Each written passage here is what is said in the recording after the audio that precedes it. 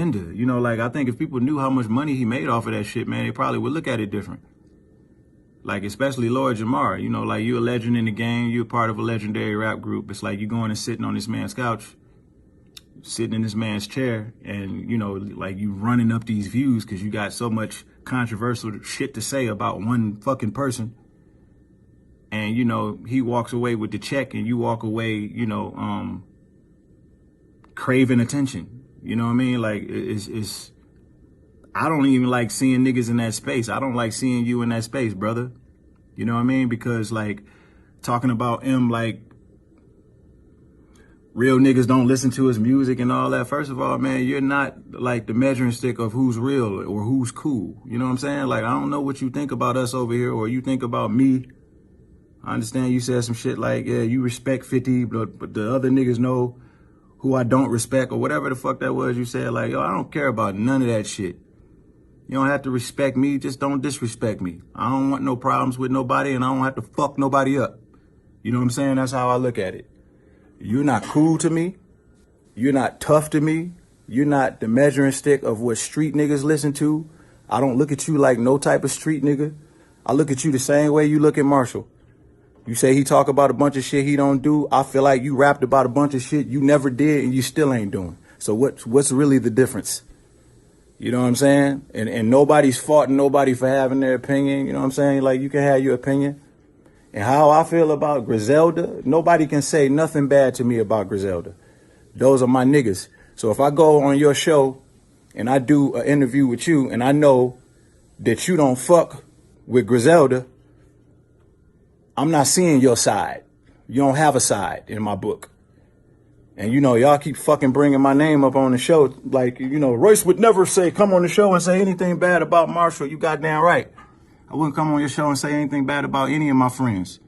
I don't have an obsession with Marshall as just an isolated friend. I treat all my friends the same way. I don't speak bad on my friends. I don't have sides. It's our side. It's our side and you don't have a side. That's it. You know what I'm saying? So, like, that's how I feel about that situation. And I really think if we came to a place where we can be a little bit more unified, if not even just in this country, because the value that we bring to this country is ridiculous. I think if we realize that and we could take that value either somewhere else or just stand with each other in solidarity just long enough to where, you know, we can get whatever it is that we need to move us forward as a people. Like, it's time to start thinking about the next generation. You know what I mean? Like, everybody's coming into this game without the information. You know, the shit that y'all worried about is not important. Like the top 50 lists and the top 20, all of these lists and shit. Like, yo, man, like, it's cool if you put me on a list and it's cool if you don't put me on a list. You know, you're entitled to your opinion. Like, in my mind, you don't really qualify to validate me. You know, like, I feel like as an artist, you have to, like, guard that and protect that and not let so many people be in control of you in that way. You know what I mean? So it's just like, I just look at all this shit and then I look at the Vlad shit and all of that. It's like, bro, how long are y'all gonna talk about this shit? Like, why don't y'all just find something else to talk about? It's not an issue over here in our book. You know what I'm saying? Like, we respect what you do. Like I said, I respect Lord Jamar and, you know, what he stood for in the culture or whatever it is that he did or whatever it is that he got going on. I wish you nothing but the best, bro. But your opinion don't mean nothing. It don't mean nothing. You know what I'm saying? Like, you can not like shit from here to across the street. We don't fucking care. And neither does anybody else, bro. I hate to put it to you like that, man, because I don't mean no disrespect, but you really, really, really have a false sense of what's really going on out here in the world. Like, you really think you can speak for like real street niggas and real cool niggas. You are not cool. What have you done cool? Like, at least, like, name like a charity or something that you have directly invested your time and energy in, and I'll donate to that motherfucker tomorrow. Just please, man, like, please point out something that you've done. Please tell me one line that you have said in your career that qualifies you to critique a top tier lyricist. I don't give a fuck if you don't like his music. The motherfucker is in everybody's top 5. You don't get there by just being a white rapper. And I know it's like, oh, there you go defending him again. There you go again. Goddamn, I'm defending lyricists. It's a small community of motherfuckers that went to the hip hop shop before we got on. And we went to clubs like the Ebony Showcase, and we was the backpack niggas. We was the hip hop niggas. All of us, we listened to M's album.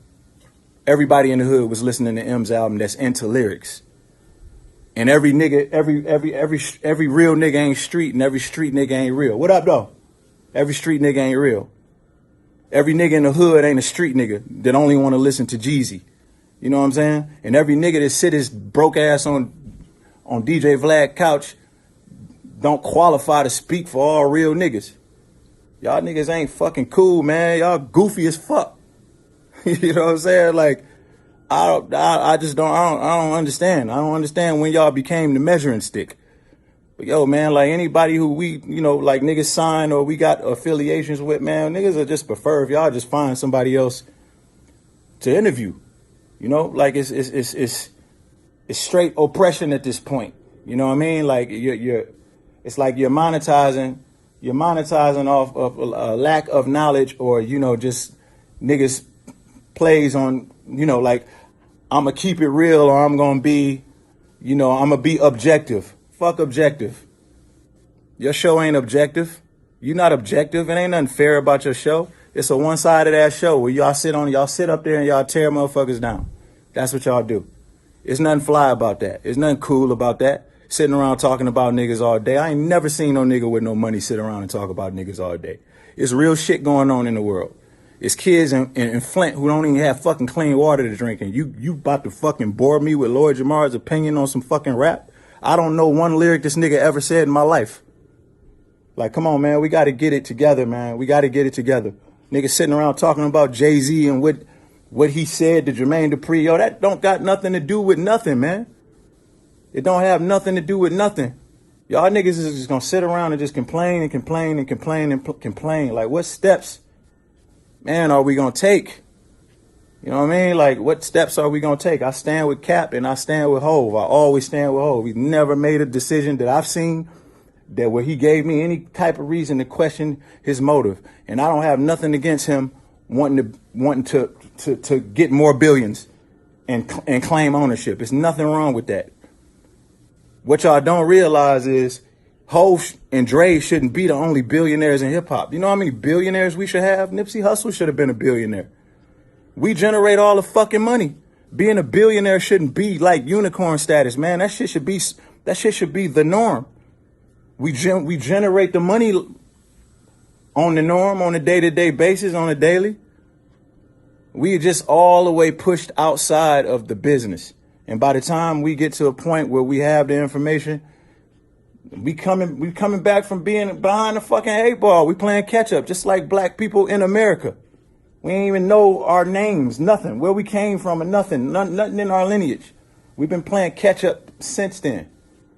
You know what I mean? Y'all niggas got to realize that. Y'all got to realize that we living in America and stop purposely tapping out and not being involved in knowing the origin of where you come from.